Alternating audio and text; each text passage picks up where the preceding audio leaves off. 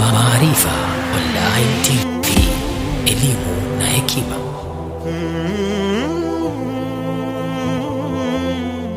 أعوذ بالله من الشيطان الرجيم. بسم الله الرحمن الرحيم. الحمد لله الذي خلقنا أطوارا وجعل ذرية زينة الحياة الدنيا، وأمرنا بحسن تربيتهم ورعايتهم، ثم الصلاة والسلام على من قال كلكم راع وكلكم مسؤول عن رعيته. أما بعد، فإن تربية الأولاد ليست رفاعية ولا أمرا ثانويا، بل هي أمانة عظيمة سيسألنا الله عنها يوم القيامة. الحمد لله الذي خلقنا أطوارا. Shukurani kamilifu ni zake Allah subhanahu wa ta'ala, ambaye ametuumba hatua mbalimbali. Wajaala dhurriyata zinata alhayati dunya, na Allah subhanahu wa ta'ala akajalia vizazi vyetu kuwa pambo la maisha ya duniani.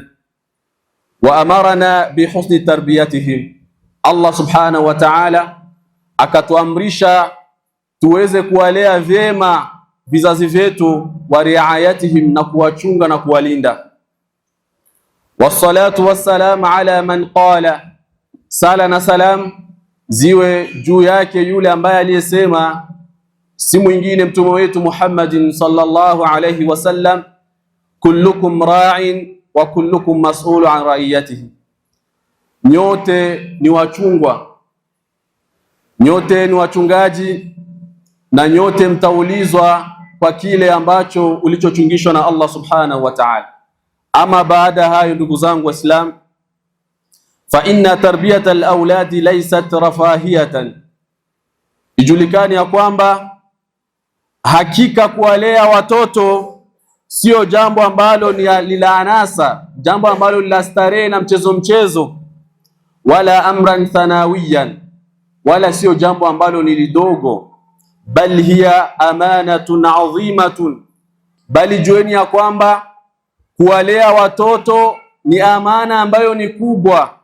Sayasaluna Allahu anha yawma alqiyama, Allah subhanahu wa ta'ala atatuuliza jinsi gani tumewalea watoto zetu, jinsi gani tumelea vizazi vyetu hiyo siku ya Kiyama. Ndugu zangu Waislamu, jueni ya kwamba fa inna min akbari al-amanat wa a'zami al-mas'uliyat tarbiyatu al-awlad. Jueni ya kwamba fa inna min akbari al-amanat, hakika katika amana ambazo ni kubwa kubwa, wa a'zam mas'uliyat, na masuliyati ambayo ni makubwa, tarbiyat al-awlad, ni kuwalea watoto. Qala Allahu ta'ala, anasema Allah subhanahu wa ta'ala kwenye kitabu chake kitukufu, baada ya isti'adha wal basmala, akinadi akiita, ya ayyuhalladhina amanu qu anfusakum wa ahlikum nara. Allah subhanahu wa ta'ala ananadi akituita, ya ayyuhalladhina amanu, akituita enyi mliomwamini Allah subhanahu wa ta'ala na mkamwamini mtume wake Muhammadin sallallahu alayhi wasallam. Allah ananadi akisema, qu anfusakum wa ahlikum nara, ziokoeni nafsi zenu na muokoe nafsi za watu wa nyumbani kwenu kutokana na moto. Allah subhanahu wa ta'ala anatuelezea moto huyo ni moto wa namna gani. Je, ni moto ambao tumeuzoea? Kama ni moto huyo ambao tunakonga tunapikisha siku zote? Jibu ni hapana.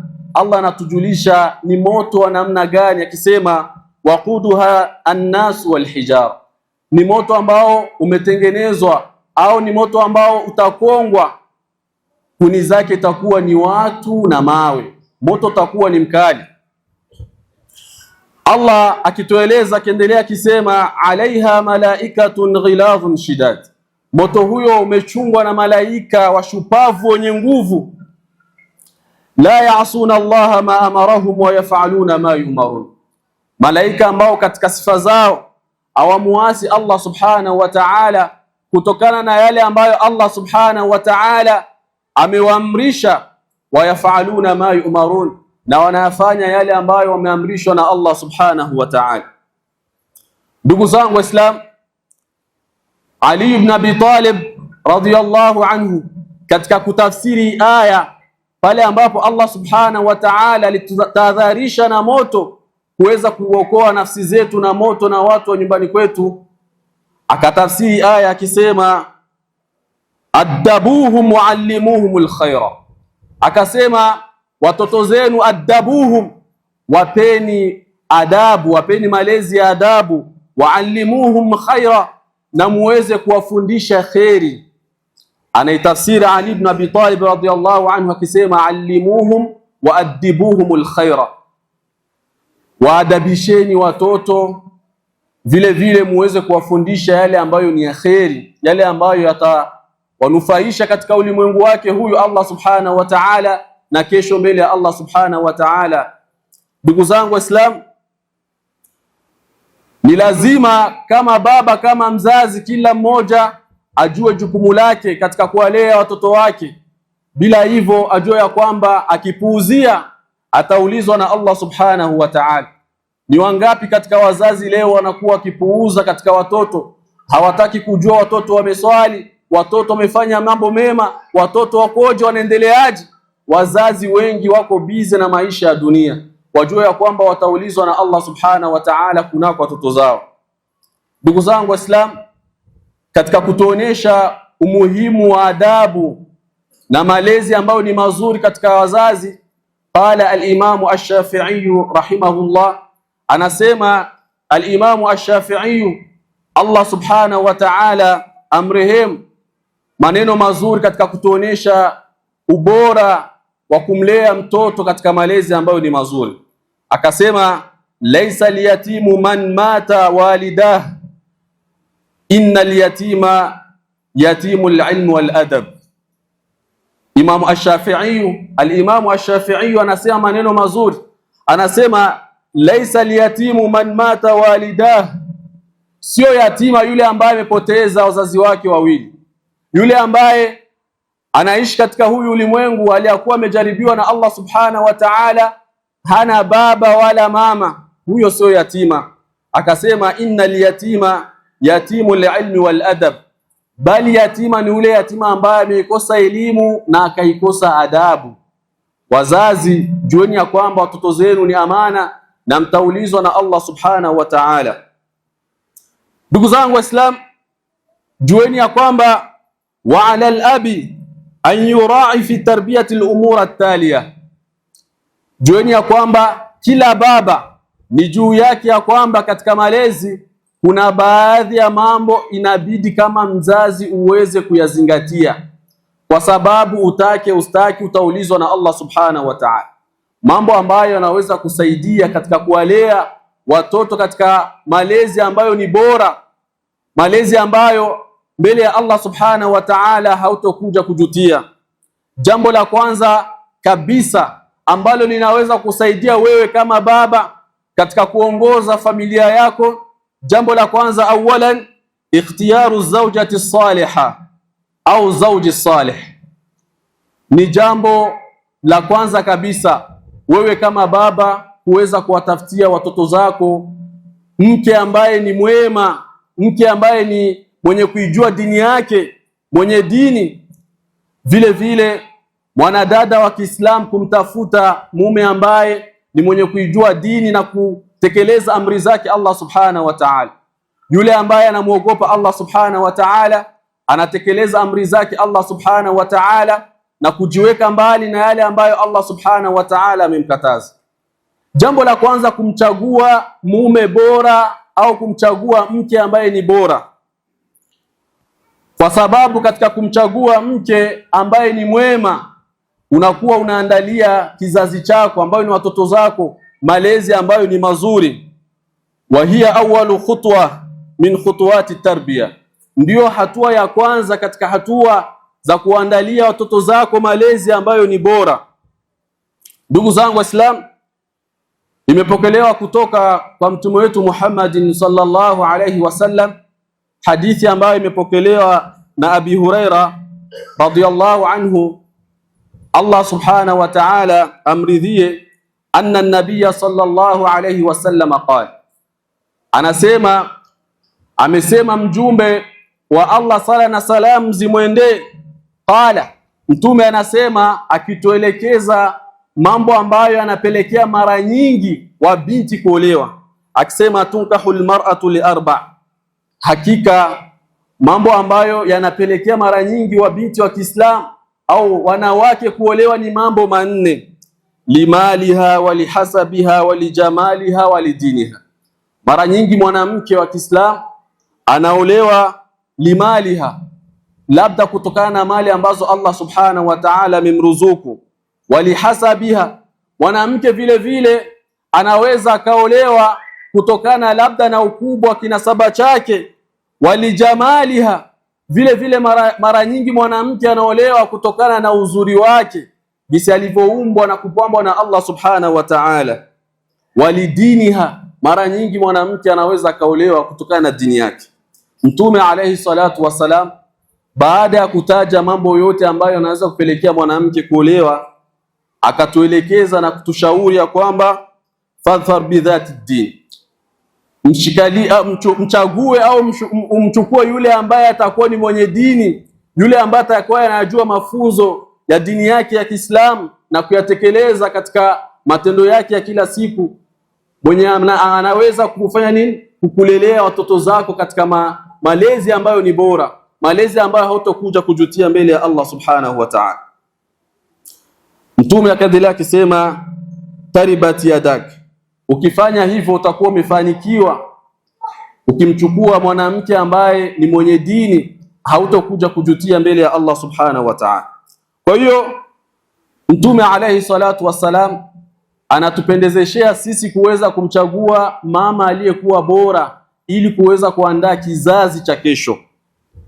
Ikapokelewa kwa Abdullah ibn Amr radiyallahu anhu, Allah subhanahu wa ta'ala amrizie, anna an-nabiy sallallahu alayhi wasallam qala, anasema kwamba hakika mtume wa Allah amesema, ad-dunya mata'u wa khairu mata'iha al-mar'atu salihah, dunia ni mapambo, dunia ni mapambo, na pambo ambalo ni bora zaidi kuliko mapambo yote ni mwanamke ambaye ni mwema. Kwa hiyo ni ishara ya kuonesha kwamba Muislamu pale ambapo unahitajia kuoa, mchague mwanamke ambaye ni mwenye dini ili kuweza kuandalia watoto zako malezi ambayo ni mazuri. Vile vile mwanadada wa Kiislamu kumchagua mwanamume mwenye kuijua dini yake.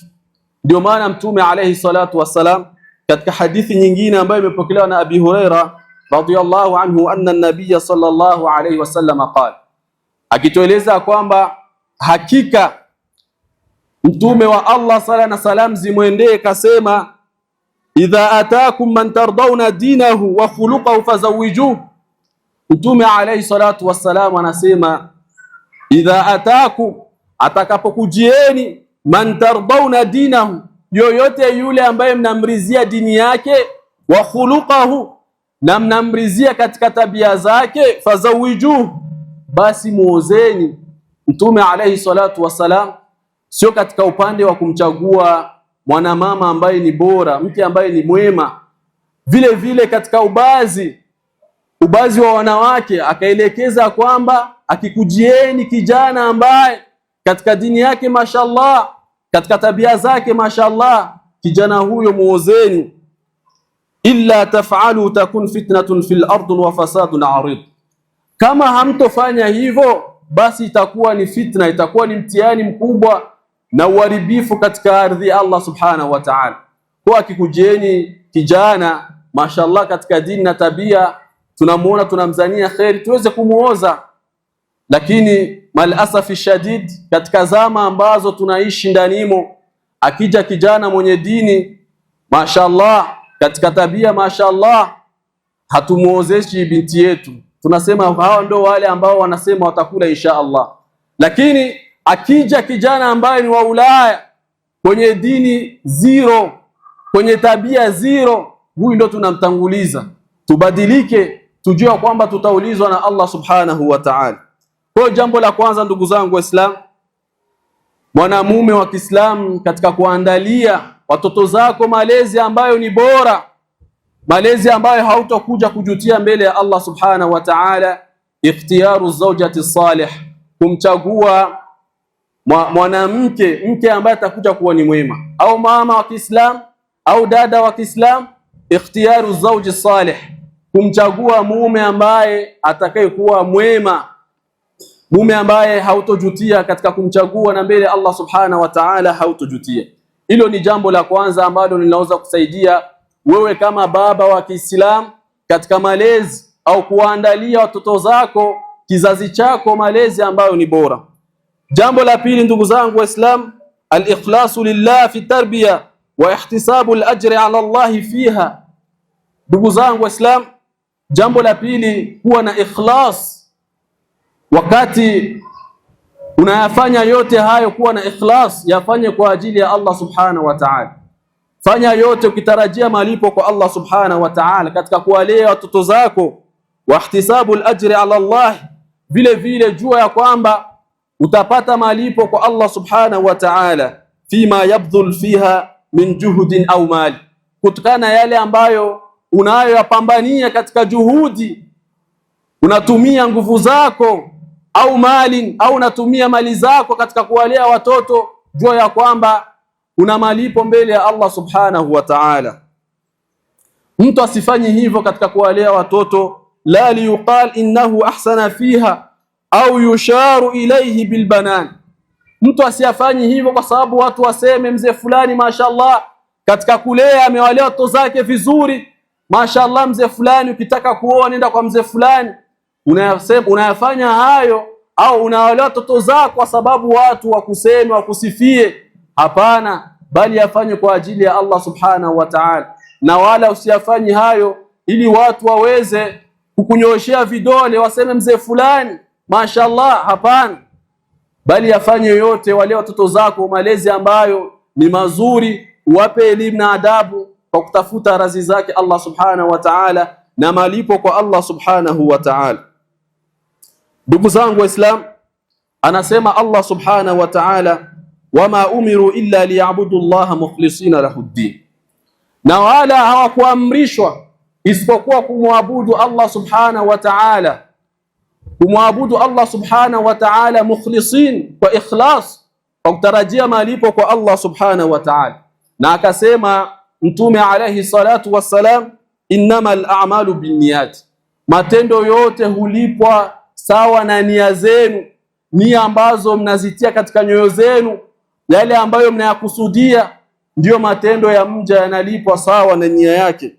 Ndugu zangu Waislamu, jueni ya kwamba fatarbiyatun ibadatu min ajalli al-ibadat, malezi ni katika ibada ambazo ni kubwa kubwa, lima yatarattabu alaiha min manafi khasan wa amma, kutokana na faida ambazo zinapatikana katika kuwalea watoto, sawa ziwe faida za khasa au za ujumla.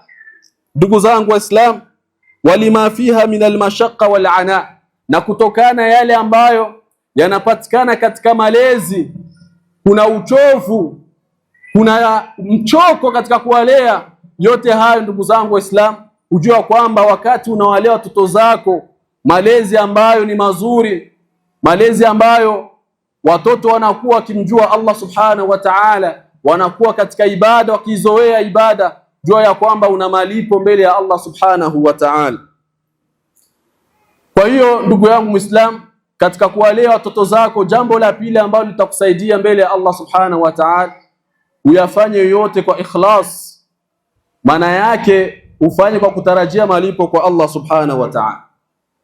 Jambo la tatu ambalo litakusaidia wewe kama baba katika kuwalea watoto katika malezi ambayo ni mazuri, ta'widul aulad ala al-ibadat, ni kuwazoesha watoto katika mambo ya ibada, mambo ya kutoa sadaka, mambo ya sala na mengineyo katika mambo ya ibada. Unawazoesha watoto zako mambo ya ibada ili kesho usije kujutia mbele ya Allah subhanahu wa ta'ala.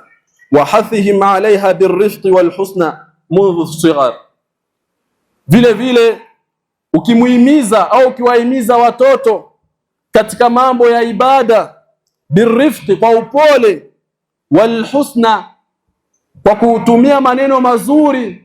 Maana yake unawaelekeza watoto wako kwa uzuri, kwa maneno mazuri, kama alivyosema Allah subhanahu wa ta'ala, waqulu linnasi husna, na uambie watu maneno mazuri. Kwa hiyo unawaelekeza watoto kwa maneno mazuri yenye upole ndani yake. Sio baba unakuwa mkakamavu, unapoingia uwani kila mmoja na kuogopa, unakuwa kama chui. Mundhu sigharihi au mundhu sigharihim, unaanza kuwaelekeza watoto na kuwahimiza mambo ya sala tangu wangali wadogo, wangali chekechea. Liyulifuha wa yuhibbuha, kwa sababu watoto waweze kuzoea na waweze kupenda mambo ya ibada. Unayafanya hayo kuwahimiza watoto katika mambo ya ibada kwa maneno mazuri, kwa upole, ili watoto waweze kuzoea mambo ya ibada na vile vile waweze fanya nini? Kuzipenda na kuzoea.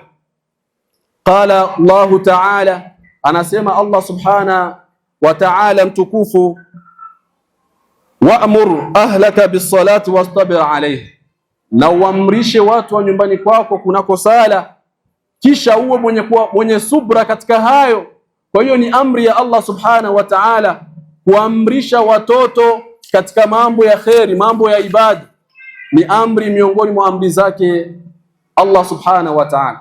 Vile vile Mtume alayhi salatu wasalam alituamrisha kuweza kuhamasisha watoto katika jambo la swala na mambo ya ibada kwa ujumla. Imepokelewa kutoka kwa Amr ibn Shuaib an abi an jaddihi radiyallahu anhu qala, anasema anna an-nabiy sallallahu alayhi wasallam qala, hakika mtume wa Allah sala na salam zimwendee alisema, muru auladakum bis-salati wa hum abna'u 7 sinin, waamrisheni watoto zenu kunako sala, wa hum abna'u 7 sinin, wanapofikisha umri wa miaka 7, waamrisheni watoto zenu kunako mambo ya sala. Mtume alayhi salatu wasalam anatuelekeza namna gani ya kuwazoesha watoto zetu katika mambo ya ibada. Akaendelea akisema, wadribuhum alaiha wa hum abna'u 10 sinin, kisha wapigeni wanapofikisha umri wa miaka 10. Mtoto kama asali mwazibu, mpige, mnyime chakula, ili ajue muhimu wa sala na muhimu wa mambo ya ibada. Wafarriqu bainahum fil madaja, vile vile watoto wanapofikisha umri wa miaka 10 watenganishe katika vitanda, wabinti walale kivyao na watoto wa kiume walale kivyao. Usiwatii nafasi moja ikaja ikatokea fitna, haswa katika zama ambazo tunaishi ndanimo, zama social media. Kwa ndugu zangu Waislamu, ni jukumu la wewe baba au wewe mama kuwaelekeza na kuwahimiza watoto zako katika mambo ya ibada ili wazoee kumwabudu Allah subhanahu wa ta'ala. Qala Sheikhul Islam Ibn Taymiyyah rahimahullah, anasema Sheikhul Islam Ibn Taymiyyah rahimahullah, Allah subhanahu wa ta'ala mrehemu, anasema maneno mazuri. Anasema, man kana indahu saghirun au mamlukun au yatimun falam ya'murhu bis-salah fa innahu yu'aqabu al-kabiru idha lam ya'muru as-saghira wa yu'azzaru al-kabir ta'ziran baligha li'annahu 'asa Allah wa rasulahu. Anasema Sheikhul Islam, wa man kana indahu saghirun, yule ambaye yoyote atakuwa yuko na mtoto mdogo, au mamlukun, au akawa na yule ambaye anamiliki, sawa awe mfanyakazi au mtumwa, au yatimun, au ukawa unamlea mtoto wa yatima. Yoyote yule ambaye atakuwa na mtoto mdogo, au akawa na msaidizi ambao unamiliki, au ukawa na yatima, anasema falam ya'murhu bis-salati, kisha huyo mkubwa asimwamrishi mtoto huyo katika mambo ya sala, katika mambo ya ibada, anasema fa innahu yuaqabu alkabir, hakika huyu mkubwa achukuliwe iqab, aadhibiwe. Kwa nini? Idha lam ya'muru as-saghir, ikiwa hatomwamrisha huyu mdogo katika mambo ya ibada, katika mambo ya sala. Wa yu'azzaru al-kabiru ta'ziran baligha, vile vile huyu ambaye ni mkubwa lazima kiongozi wa Waislamu amfanyie ta'zir, maana yake ni adhabu katika adhabu ambazo anazichagua kiongozi wa Waislamu. Kwa nini tunafanya hivyo ndugu zangu Waislamu? Liannahu asa Allah wa rasulahu, kwa sababu huyu mkubwa kutokumwamrisha huyu mdogo atakuwa amemuasi Allah subhanahu wa ta'ala na amemuasi mtume alayhi salatu wassalam. Kwa ni jukumu la baba au mama kuweza kumwamrisha mtoto wako au watoto zako katika jambo lizima la swala na mambo ya ibada. Kwa ndugu zangu Waislamu, hayo ni katika mambo ambayo tahadhari kutokana na mambo ya haram, kuiendea haram. Wa ghardu ba'dha fi qulubihim lima tajruhum alayha min awliya aulad, kwa sababu unapomwacha mtoto akawa ni mwenye kuendea mambo ya haram, basi yataubadilisha moyo wake, yale mambo yataota katika moyo wake na kwenda kuyazoea, kuwaacha takuwa ni msiba na majanga. Ndugu zangu Waislamu, fi dunya wal akhirah, itakuwa ni msiba duniani na akhira. Kwa hiyo kama baba ni vyema au mama kwa tahadharisha watoto kunako maasi, kunako kumwasi Allah subhanahu wa ta'ala na mambo yote ya haram.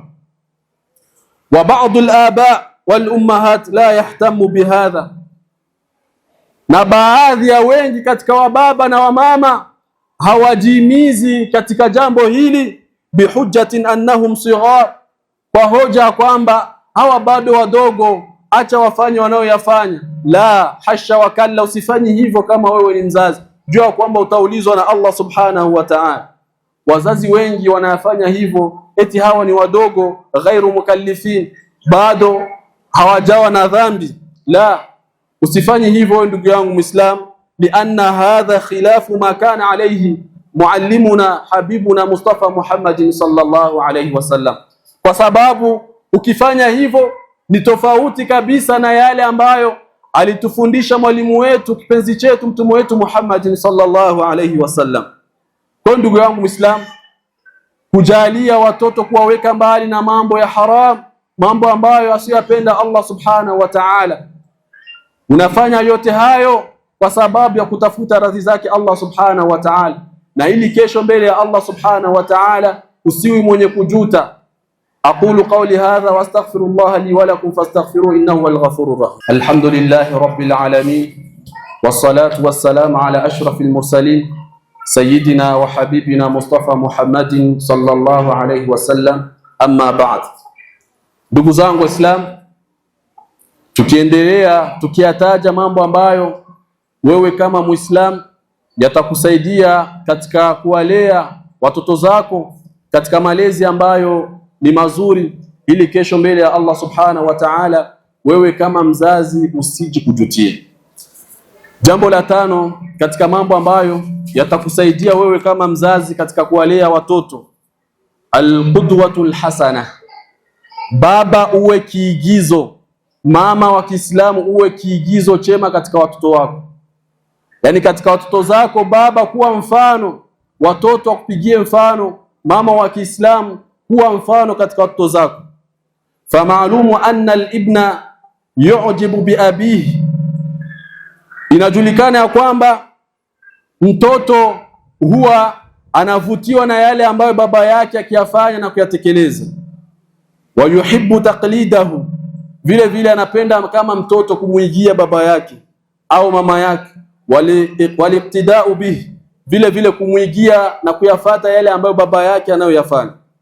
Kwa fayajibu ala al-aba'i wal ummahat, ni lazima kwa mababa na wale ambao ni wamama, walmurabbin, na wale ambao wote ni walezi wa watoto, alla tukhalifa aqwaluhum af'alahum, maneno yao yasiwe kinyume na vitendo vyao.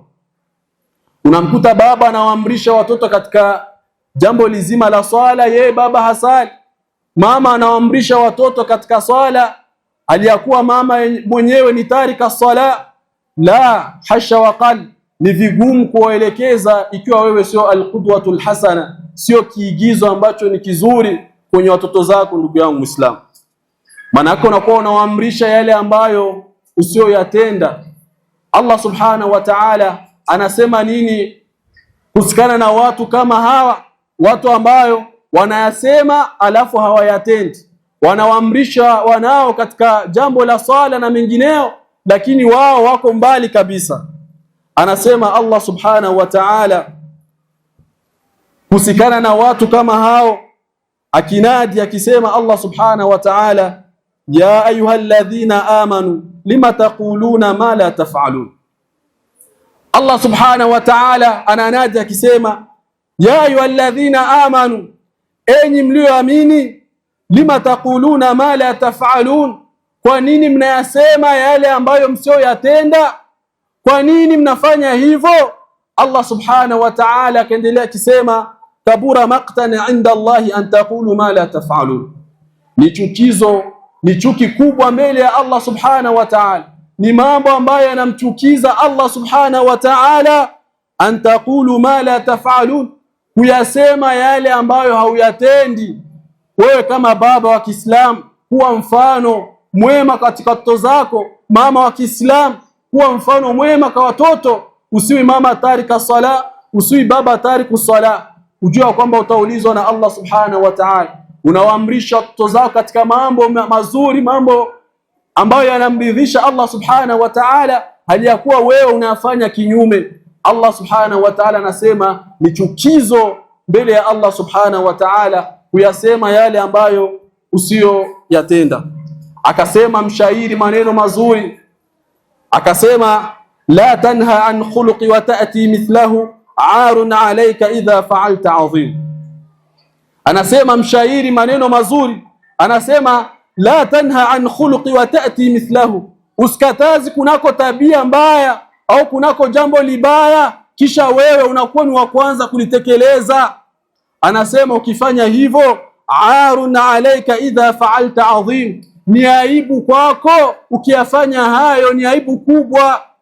Muislamu unakuwa unakataza watu mambo alafu wewe ni wa kwanza katika kuyatekeleza.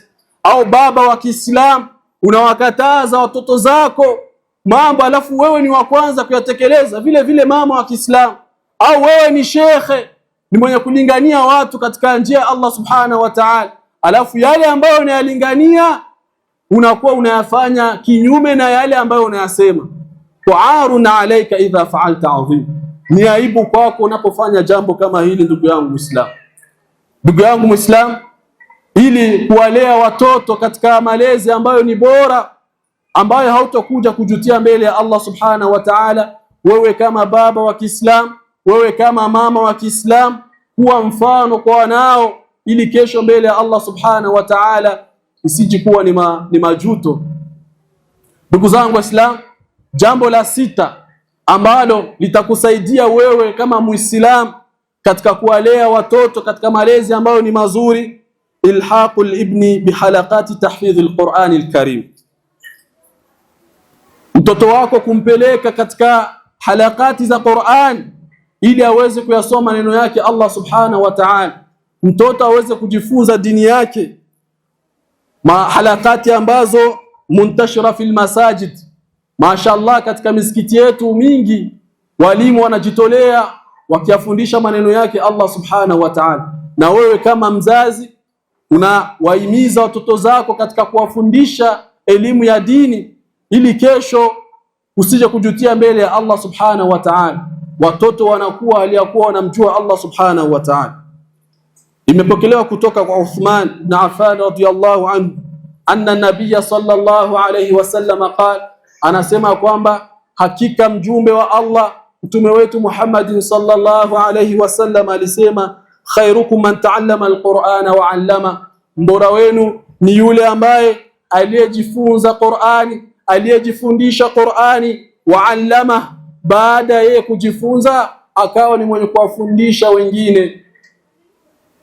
Baada ta'allumihi an yaquma bita'limi al-akharin, baada ya yeye kujifunza Hakutosheka na hivyo, akawa ni mwenye kuwafundisha wengine, kuwaelekeza wengine, sio Qur'ani tu, na mambo yote ambayo ni ya kheri.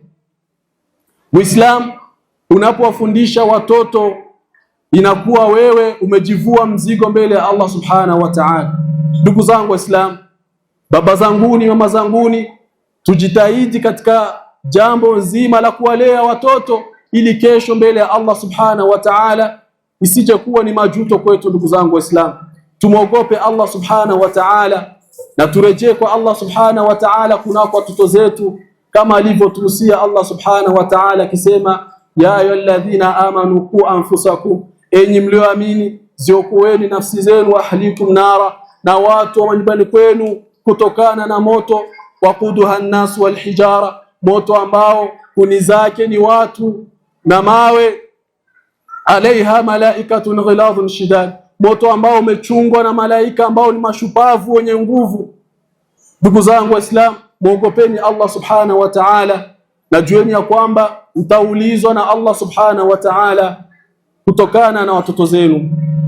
Ndugu zangu Waislamu, sisi kama Waislamu tunapopendezesha katika malezi, tunapofanya vizuri katika malezi, kwa hiyo tunaiandaa jamii ya kesho ambayo ni nzuri, jamii ya kesho ambayo ni bora.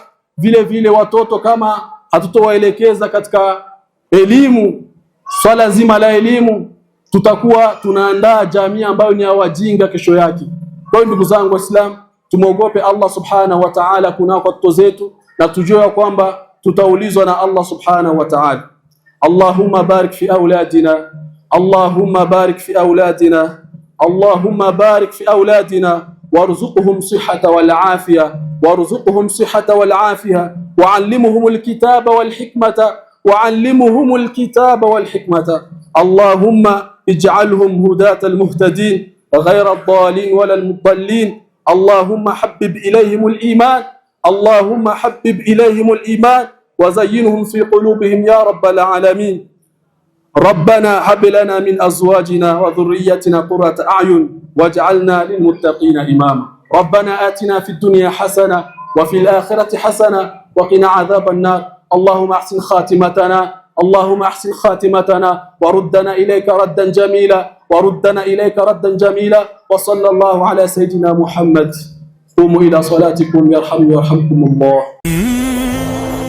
Maarifa Online TV.